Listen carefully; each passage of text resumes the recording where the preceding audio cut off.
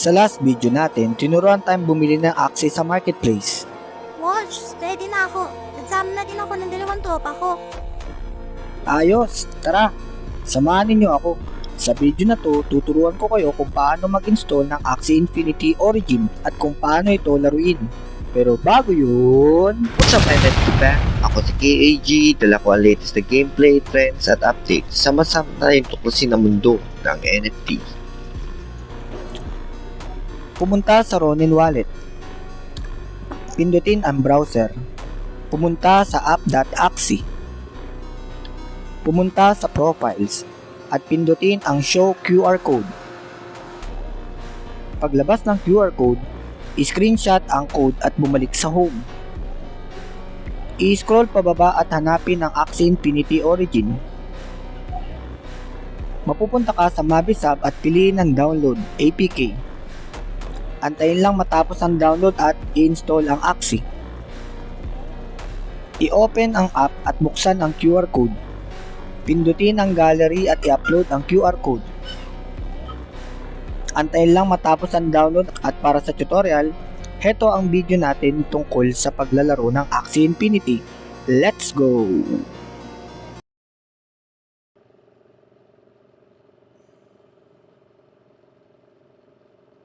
So yung TS Blessing araw-araw kasi ito ginagawa. So doon sa mismong Ronin Wallet po makikita mo siya. No, may mga benefits kapag ka nagpi-bless ka everyday. So doon is parang nadadagdagan din yung access score mo tsaka yung mga mga benefits doon sa TS Blessing, no. So mula nung nagka-TS Blessing, susundan na natin 'yan. So halos 900 days na rin yung paglalaro natin ito. Tapos ito namang XP booster para naman to sa mga XP, mga experiences kapag nasa arena battle. Masyado ata may ingay yung sound, no? Hinaan natin konti, guys. Ito, sa music. Mahina lang. Then, isa-isayin natin to, no? So, sa Axie muna tayo. Axie. So, ito yung binili natin nung nakaraan. Ayan. So, ito yung dalawang tropa niya, ang bago, magkakamukha sila, di ba? Ayan. Ito is Aqua, meron ding Bug, tapos merong Beast. Tapos yung tatlo, itong si Bing, si Sia, tsaka si Baba, mga free Axie ito. Yung sa akin, kung mapapansin nyo, magkakamukha sila. Nagkakaiba lang sila sa class. So, Aqua, Bug, tapos meron tayong Beast. So tingnan natin yung binili natin, kung ano yung mga skill. So ito yung skill natin para sa Ice Puppy, no? So ang sabi dito, target any ally +1 yung range. Yung range kasi is para sa ano yan, once na naka-consume ka ng 10 stack is may free energy ka, tapos may additional 50% damage siya. Kaya inisip ko, gusto kong gumawa ng composition na parang more on damage, parang nagsusuper saiyan. Galit na galit. Tapos si Confident naman, sabi dito is cleanse 2 and +1 rage. So additional rage na naman ito. So meron na tayong dalawang buffs na rage sa isang Axie, no? So 6 na yon kung 3. So mas mabilis tayo makapag-ipon ng rage, mas mabilis tayo makakapag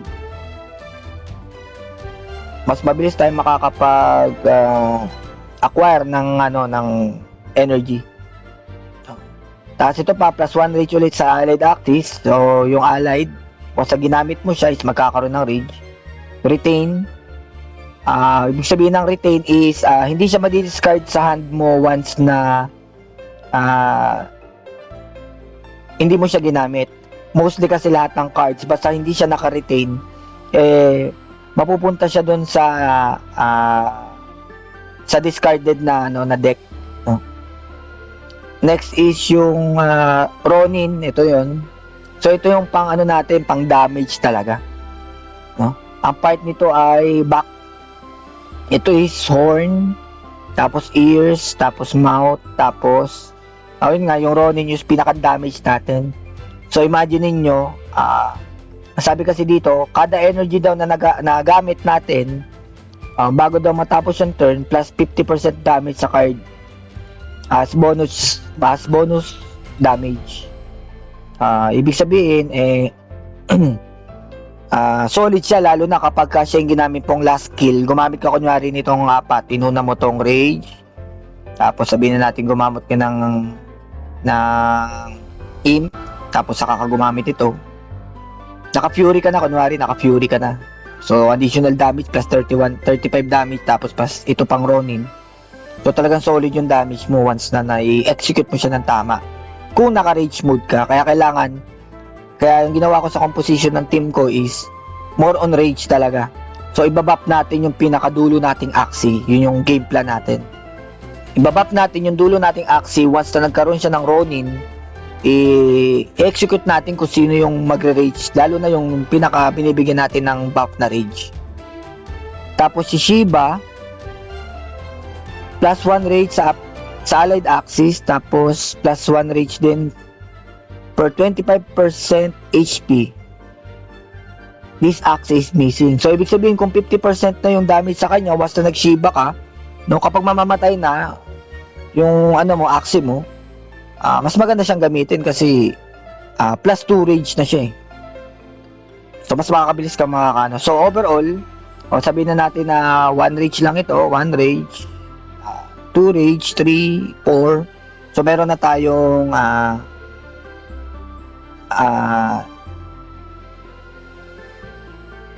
12 na rage. Hindi pa pala, meron pa pala siya tayo dito kay allied. Tama lang, 4 rage nga siya. Magiging plus 2 rage lang siya once na kalahati na lang yung buhay nung Axie natin na magsishiba. So 12 rage siya, so meron tayong isang tsaka continuous naman, no, yung makikita natin mamaya sa gameplay, mamaya pag malalaroin natin, no. So yan yung mga Axie natin. Next, team. So ito yung default na team. So edit natin to, palitan natin ng ating mga Axie. So, doon tayo sa dulo. So, nilagay ko yung Beast. Igitna natin si Aqua, tapos si Bug. Try lang muna natin tong lineup na to. Or kung sino yung mas maganda, yung medyo mas makunat kasi syempre siya yung nasa unahan. Siya yung mabilis mamatay kasi siya yung unang atakin. So, try muna natin to.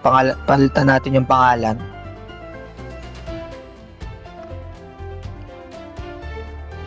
Okay. Yan.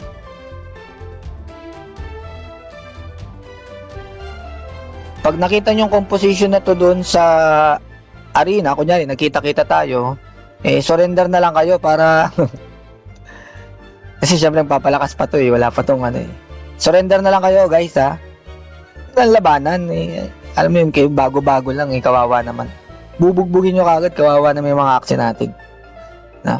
Ito yung yung foraging reward. So makakakuha ka ng Moon Shard at saka yung Honor Medal. Moon Shard, Honor Medal. Kukolek lang ito. Mamaya discuss natin ta. Inventory, check natin yung inventory. Ito na pala yun. Moon Shard, ginagamit sa crafting material, no? So meron din tayong kasing dalawang materials na ginagamit dito. Isang runes, tsaka isang charm.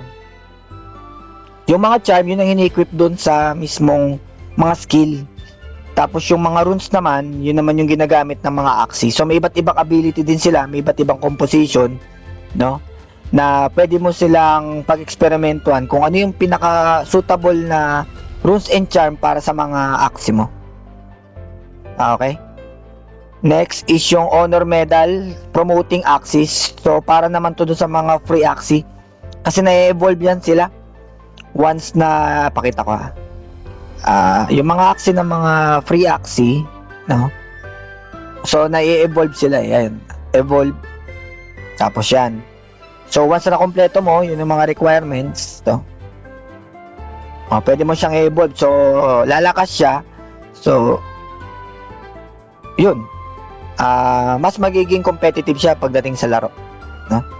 Kung tatanungin nyo ako, merong pinakamagandang gawin nyo dito is explore nyo lang muna yung laro. I-try nyo muna yung mga libreng mga Axie, tignan nyo kung compatible sa inyo, okay ba sa playstyle nyo, gawin yung libangan, tapos palakasin nyo yung mga aksi ninyo. Makikita nyo na kayang sumabay ng mga free aksi na yan doon sa mga aksi na mga binili, no? Ang advantage lang kasi once na bumili ka is mas marami kang combination ng mga runes and charm na pwede mong gamitin dahil makakapag-adjust kayo. Kunyari, kung poison yung team mo, no? Kung lalo na ito, hindi mo naman pwedeng gamitan ng mga poison runes and charm itong pre-axi, no? Makakabili ka ng mga axi na suitable para doon sa runes and charm. At ang maganda rin dito sa mga free axi na to, no? Once na le-level up mo sila, may makukuha kang mga rewards yan. Kagaya nito, makakuha ka ng libreng runes, no? Kaya pinakamaganda pa rin kahit na may sarili ka ng Axie is i-upgrade mo pa rin sila. Kasi kagaya nito, no? Heals grants plus 1 rage. So kailangan ko to sa team ko. So kailangan ko rin siyang i-upgrade para makuha ko rin ito at meron na akong free runes palagi na magagamit, no? Bukod pa doon sa mga skill, yan, Bing's Ice Cream. Yan. Bukod pa dito sa mga ibang pwede kong gamitin. Ito kasi is runes, no? Charm. Charm ito, charm. So nilalagay ito sa mga skill.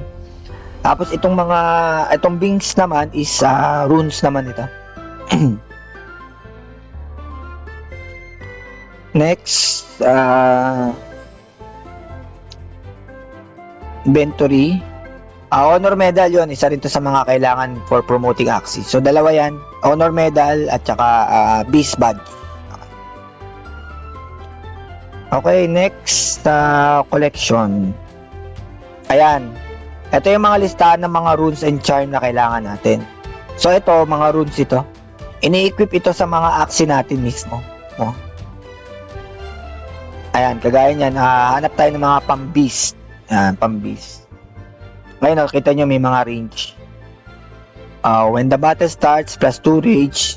When your turn starts, on round 4, plus 1 rage. So, additional din siya na skill para mas mapipilis natin yung pag-generate ng rage para makapagano tayo. Super Saiyan.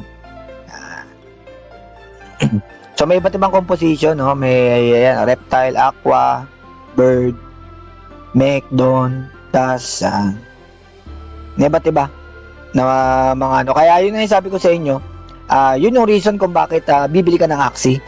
Kasi may mga skill dito na hindi available dun sa mga free. So ito, mas ma-explore mo pa itong mga runes at saka charms. So ito yung charms. Yan. Ito yung mga charms na nilalagay naman sa mga skill. Pakita natin, no? Kunyari, pang-beast. Kasi beast yung ano natin eh. More on rage kasi tayo. So hanap tayo ng pang-rage. Ayan, Mass of Frenzy. Plus 1 rage ulit, rage to other allies if energy is greater than 1. So pag mga pangalawang skill mo, may plus 1 rage ka na naman. So madadagdaga, mas maraming rage ang may babuff natin sa Axie natin, mas mabilis tayo magiging Super Saiyan. Okay. Tapos yung mga cards, ayan. So ito yung mga pinagsama-samang mga cards ng mga Axie natin. So kukunti pa lang kasi 3 pa lang Axie natin, no? Tapos sticker, mga avatar. Palit tayo ng avatar. Piliin natin si Papi. Borders, yan, no? Yung sa ano kasi natin yan sa mismong profile. Stickers, yan, kung gusto mo mang-asar. Madalas sa mga nakakalaban ko nag-i-sticker, tina-turn off ko kasi pampatagal lang Pero ito, pwede mong gumamit ng sticker, no? Lalo pagka, GG na yung kalaban. Tapos, setting, sound effects, music. Babaan natin yung konti yung sound effects. Show opponent sticker. Ito yung sinasabi ko sa inyo, pwede nyong i-off. Esports mode, pagka, ka na. Meron kasi silang mga event na ginagawa, so pwedeng i-turn on ito kung lalo na kung kasama ka dun sa competition. Tapos mail, wala tayong mail. friends. So, yung mga gusto akong i-add na friend dito sa Axie, add nyo ako. Tapos, sa shop. Dito sa shop, so, ito yung sa gem. No? So, special currency to purchase in the shop. So, kung starter pack, yan nga sinasabi ko sa inyo kanina na mga morphs na pwedeng ipang-upgrade dun sa mga free Axie. So, mabibili rin dito sa marketplace para makapag Di ko pa ito na-try eh. Di ko pa na-try itong mga to. May free. Kunan natin yung free. Bilig tayo sa free eh. Di ko pa ito na-try kasi hindi ko naman siya kailangan eh. So, lang, siguro kasi hindi naman ako kasi newbie. Pero sa mga newbie, pwede nyo i-try ito. No? Para medyo mas maging advance yung nyo. Pero sa mga old gamer na, or sa mga, syempre, mga nagtatry lang, pwede na siguro itong i-skip. Next is Axie. Yan yung mga Axie. Once na nagkaroon ka rin ng gem, no? Pwede ka rin bumili ng mga Axie dito. Mga free Axie din ito. So, ito yun, meron poison, tapos ito is summoner, ito shield type, hope, makalimutan ko si hope, shilling, taas ito discard, at saka ito discard na team. Ito sa sleeping meta. Ito naman more on damage, multi-attack. Tapos ito naman ay si Noir. Tama ba, Noir? Si Rogue.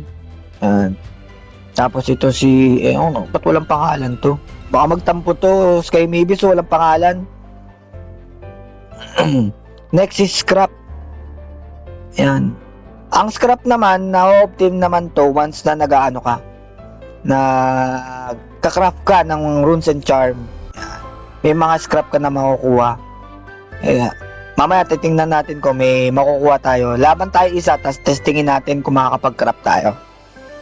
Pag hindi, sa susunod na video natin, tuturuan ko naman kayo mag-craft ng runes and charm. Sunod is cosmetic. So, iba-iba ito eh. Avatar ito, avatar. Gusto mo medyo gawing personalize, mamili ka lang dyan ng iyong mga avatar. Dream World, yung mga tickets. Tama ba? Ayan. Dream World ticket. Pag naglalaro ka ng arcade mode, no? May arcade mode, may tatlo kasing klase ng laro dito. Punta na nga natin. Dito sa play, ayan, no? May tatlong klase ng laro. Casual, rank, at saka arcade. So, ang rank natin is Egg 4. Itlog pa lang tayo dito kasi simula lang natin. Nasa pinaka-lowest rank tayo. Stamina natin is 13. Ako, ewan ko kung may pagamit niyang stamina. Pero, alam ko na. Yung stamina is para sa magigain mo mga moonshard. Once kasi na nawala na yung stamina mo, is mas mababa na yung moonshard na makukuha mo. Dati kasi is SLP yan eh. Pagka mas marami kang Axie, mas marami kang stamina, mas marami kang chance na maka-obtain ng SLP. Pero dahil wala na nga yung SLP, no? Ginagamit na lang siya sa para mas makapag-accumulate ka ng mas maraming moonshard. Okay. Metamorph. Wala tayong dito eh, yung collection, no? Wala tayong collectible Axie. No, pero dito kasi ang mga collectible Axie, yun ang advantage ng collectible Axie. Bawat parts nila pwede mapalitan dahil dito sa Metamorph. So ibig sabihin, once na napalitan yung mga parts ng nila is, kasi yung mga Axie na binili natin, pag hindi yan collectible, hindi yan napapalitan basta-basta. Permanent na yan. Pero dahil dito sa collectible Axie sila, kunyari yung eyes, papalitan mo ng ibang skill, pwede yun. No? So, yun yung advantage ng collectible na Axie. Okay, ang mission, log into origin. So, may mga daily mission din. Kompletuhin lang to, claim reward, yan, craft, play rank, arena, tingnan nyo na lang to. Tapos sa weekly, ganun din. Okay. So, may mga gagawin ka pa rin araw-araw. Ayun kung bakit meron pa nitong receive 10 SLP from rank battle. Eh, wala na namang nare-receive na SLP. Pero anyway, sige. Try natin, play tayo dito sa egg. Rank. Huwag lang sana makatapat ng malakas agad, no? Or sana bot muna. Para matesting lang natin ang ating bagong ano. Bakit isa lang to? Yun. So, AI ata to o bot? Bot ata tong kalaban natin. So, tingnan natin ha. So, ito is para sa sarili to. Gagamitin mo tong skill. Yung Papi. So, i-buff natin to dun sa dulo nating Axie. Gamitin natin yung energy coin. Additional yun doon, no? Dito, yan. Sa energy pool. So, kailangan mapuno yung energy pool mo. Once na napuno yung energy pool mo, magiging plus 1 energy ka. So, 4 energy ka na. Okay. Tapos, itong free, ito naman is para i-hold mo lang, no? Yung skill. Pero hindi mo na natin gagamitin. Tingnan natin kung ano yung titira niya.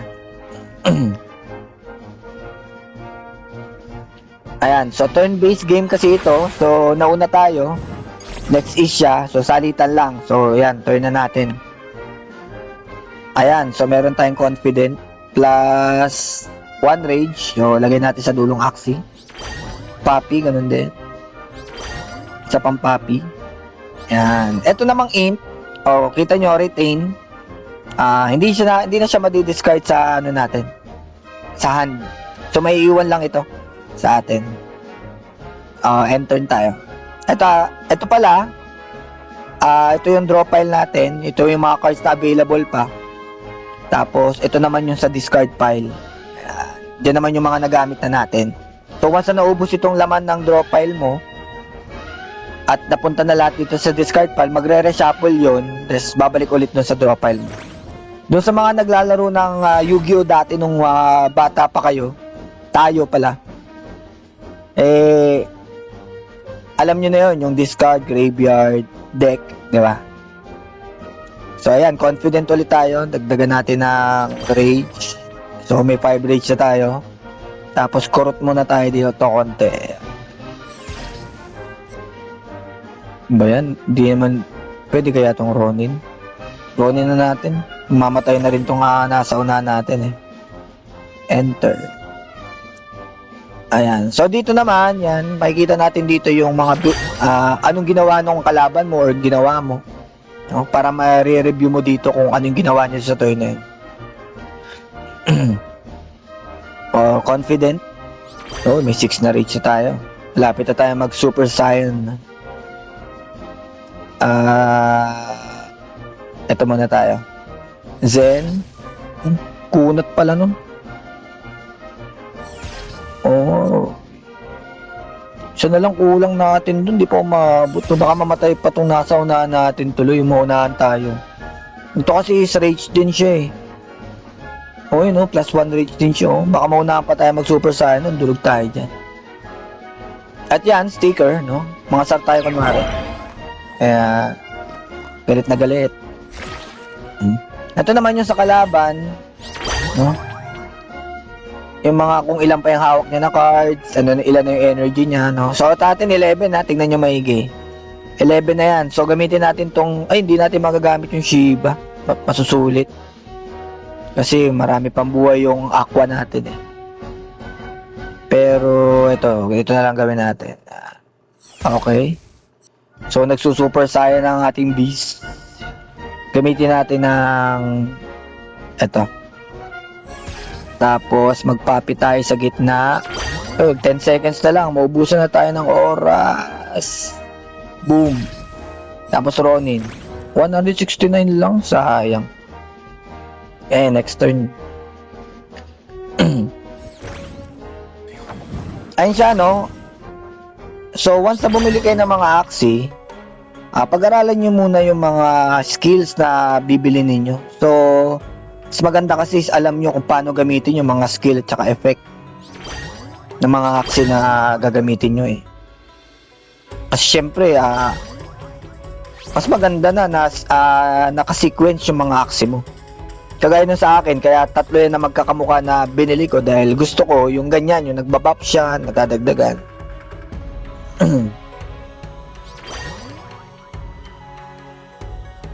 Range yan. Yan, so 6, 5 yung ano, subukan natin na ito. Subukan natin ihabol ang Super Saiyan ni ating Aqua. Abot kaya? Oy, abot nga siya. Makakadraw tayo ng isa. Ay, pangit naman. Pangit naman nung ano yan. Ay, once pala na namamatay yung Axie mo, napapalitan siya ng mga ganito. Ayun, revenge. Yung mga skill niya, kung attack man siya, magiging revenge card siya. Pag naman support siya, yung mga zero cost kagaya nito, ito siya. Yung sinasabi kong zero cost, yan yung mga energy. Yung zero na to, sabihin wala kang magagamit na energy. Pag may nakalagay na number 2, yun yung energy. Tas pag 1 is 1 energy maubos. Kagaya nito, 4 siya, gamit tayo nitong Shiba, minus 2, so 2 na lang. Okay. Talo na pala. So panalo tayo. Ayos. Ayun o, makakagain ka ng Moon Shard, makakakuha ka ng experience, tapos honor medal. Okay. Back to lobby muna tayo.